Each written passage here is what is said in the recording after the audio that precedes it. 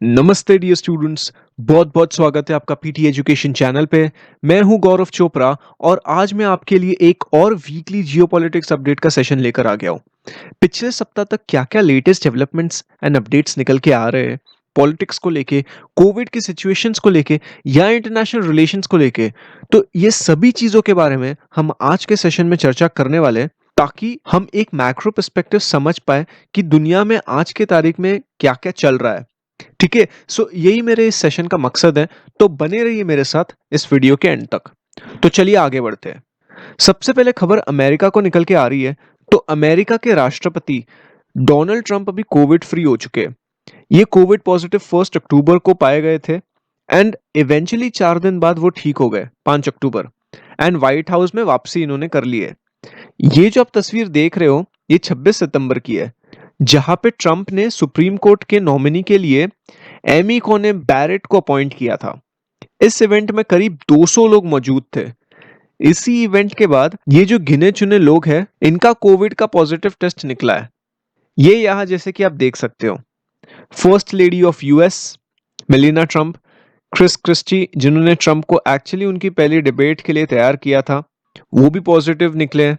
And doctor Anthony फॉची ने इस event को सुपर स्प्रेडर इवेंट बताया है। अब मैंने ये कुछ इन्फोग्राफिक्स आपके रेफरेंस के लिए लगा दिए हैं।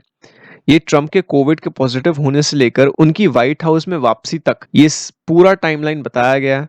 देन ये है कोविड कंफर्म्ड केसेस जो ट्रंप के आसपास थे। ये है दवाइयों की डिटेल्स जो ट्रंप को दी गई थी। Of course dexamethasone and remdesivir भी दी गई थी। वैसे ध्यान रखिए, ट्रंप की उम्र 74 साल है एंड वो कोविड से रिकवर कर गए। Though he had mild symptoms, but he actually managed to get away from COVID, considering his age. ये व्हाइट हाउस की डिटेल्स है या मिस्टर ट्रंप का टेम्पररी वर्किंग स्पेस होगा। एंड दोस्तों, ये इन्फोग्राफिक्स बहुत इंपॉर्टेंट है। This essentially shows when do symptoms start and how long does risk of infecting others last. तो इसे अच्छे से आप पढ़ लीजिए। ये सभी इन्फोग्राफिक्स आप ही के लिए, इस वीडियो को पॉज कीजिए एंड इसे विजुअली याद रख लीजिए। ठीक है, अगला अपडेट माली को निकल के आता है। तो जैसे कि आप जानते ही होंगे कि प्रेसिडेंट इब्राहिम बौबाकार कीता ने माली की सत्ता खो दी थी एंड यहाँ पे डायरेक्टली मिलिट्री ने अपने हाथों में सत्ता ले ली थी। वहां पे मिलिट्री ग्रुप प्रोटेस्ट करने लगे थे। इकोवैस यानी economic community of West African states, इन्होंने माली के मिलिट्री ग्रुप को डेडलाइन दी थी कि वो ये प्रोटेस्ट बंद कर दे एंड नॉर्मल माली में इलेक्शंस होने दे। ये ना करने पे माली पे सैंक्शंस लगा दिए जाएंगे एंड इवेंचुअली लगा भी दिए इकोवैस ने। बट अब वो सैंक्शंस हटा दिए। इकोवैस की जांच पड़ताल करने के बाद उन्होंने ये कंक्लूड किया है कि अब माली पे सैंक्शंस हटा दिए जाएंगे, क्योंकि उनके मुताबिक ये पाया गया है कि इंटरिम प्रेसिडेंट वहां का जो अभी अपॉइंट किया गया है बा द्वा ने, जो माली के इंटरिम प्रेसिडेंट है, उनका जो ट्रांजिशन है वो एक सिविल ट्रांजिशन हो रहा है। अगला update China and UN countries को निकल के आ रहा है।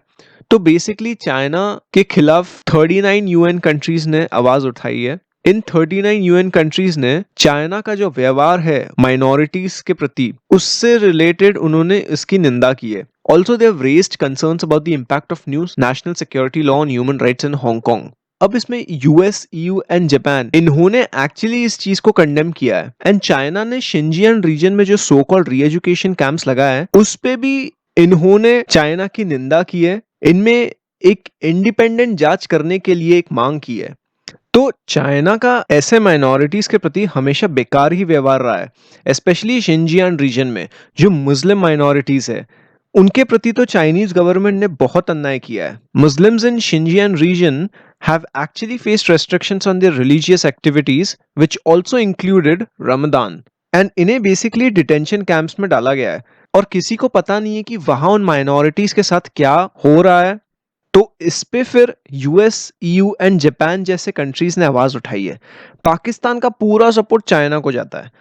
उनके तरफ से ये स्टेटमेंट निकल के आता है कि चाइना का ये आंतरिक मामला है, यानी इंटरनल अफेयर्स है, एंड इसमें दुनिया भर के जो मुल्क है उन्हें दखल नहीं देना चाहिए।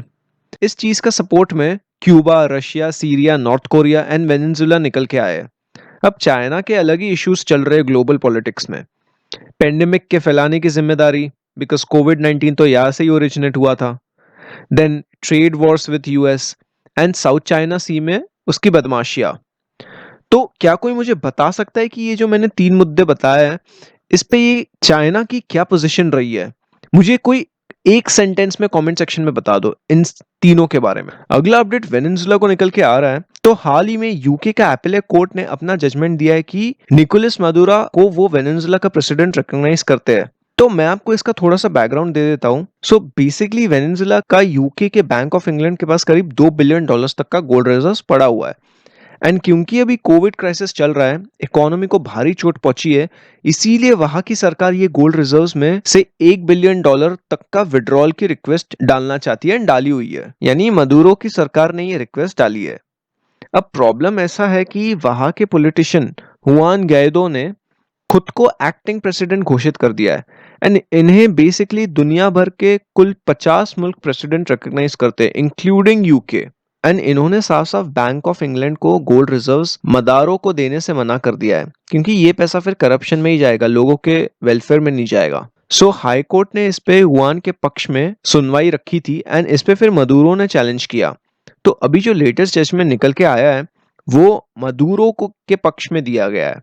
ऑफ कोर्स ये केस दोबारा हाई कोर्ट में जाएगा एंड समझा जाएगा कि यूके बेसिकली किसे वेनेजुएला का प्रेसिडेंट रिकॉग्नाइज करता है एंड वो जिसे भी प्रेसिडेंट रिकॉग्नाइज करेगा फिर यूके को उस प्रेसिडेंट की बात माननी पड़ेगी when it actually comes to matters like these.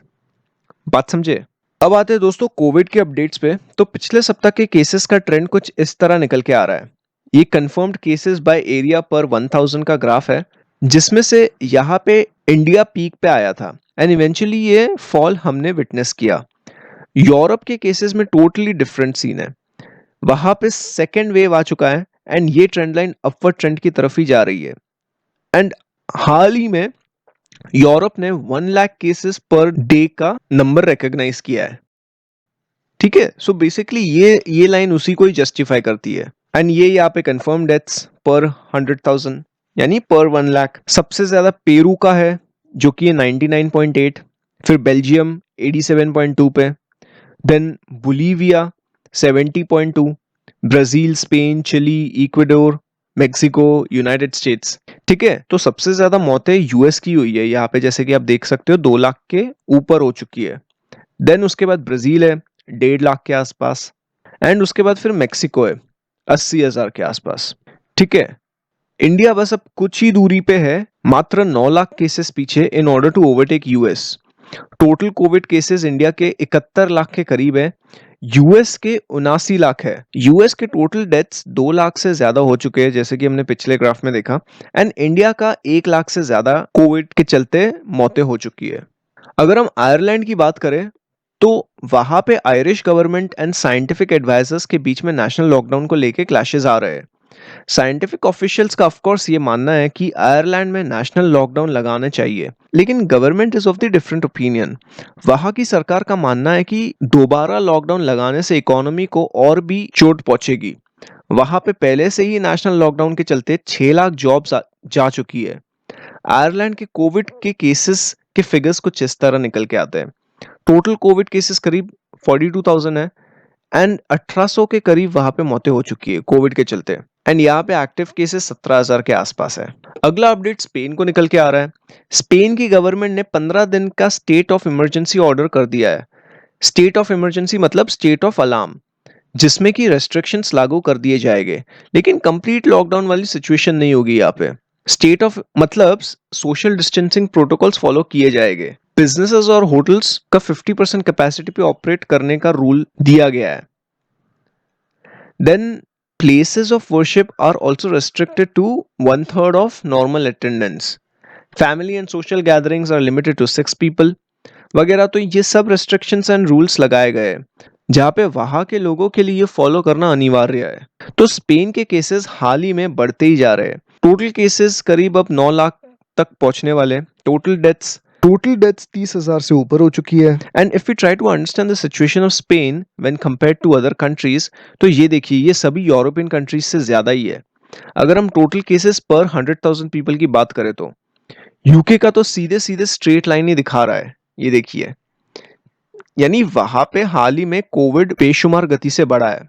अब यूरोप में ऑन द होल देखे तो एक सेकेंड वेव आ ही रहा है। आखिरी अपडेट न्यूजीलैंड को निकल के आ रहा है।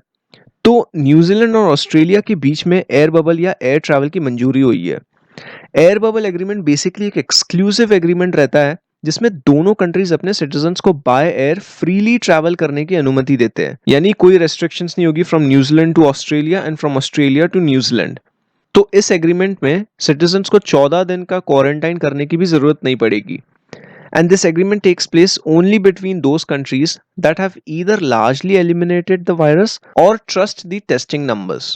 So ये ट्रैवल बबल 16 अक्टूबर से शुरू होगा एंड हाल ही में न्यूजीलैंड ने अपने आप को कोविड फ्री मुल्क घोषित किया है। ये उसने दूसरी बार खुद को कोविड फ्री डिक्लेयर किया है।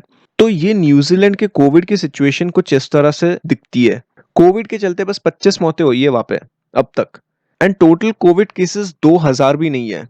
It's close to 1871। Active cases 50 के नीचे ही है, खाली 45 है। So situation is relatively good in New Zealand. Well, आज के लिए बस इतना ही रखते हैं। This was all about a weekly round up in world politics. Hope आपको ये सेशन यूजफुल रहा होगा। आपको कौन सी न्यूज एंड कौन सा अपडेट इंटरेस्टिंग लगा मुझे कमेंट सेक्शन में बताओ। एंड अगर आपने यहाँ तक देख लिया है तो आज जितने भी अपडेट्स एंड डेवलपमेंट्स के बारे में हमने बात की है उसे पूरा कंपाइल करके कमेंट सेक्शन में लिख दो, ठीक है। So if you like this video make sure you hit that like button, share this video with your like minded friends colleagues, और अगर आपका कोई सवाल या सुझाव हो तो उसे कमेंट सेक्शन में जरूर बताइए। We now come to an end to this session. Here are some useful resources for you from PD family. Make use of these. उम्मीद करता हूँ ये सेशन आपको पसंद आया होगा। नमस्ते, जय हिंद।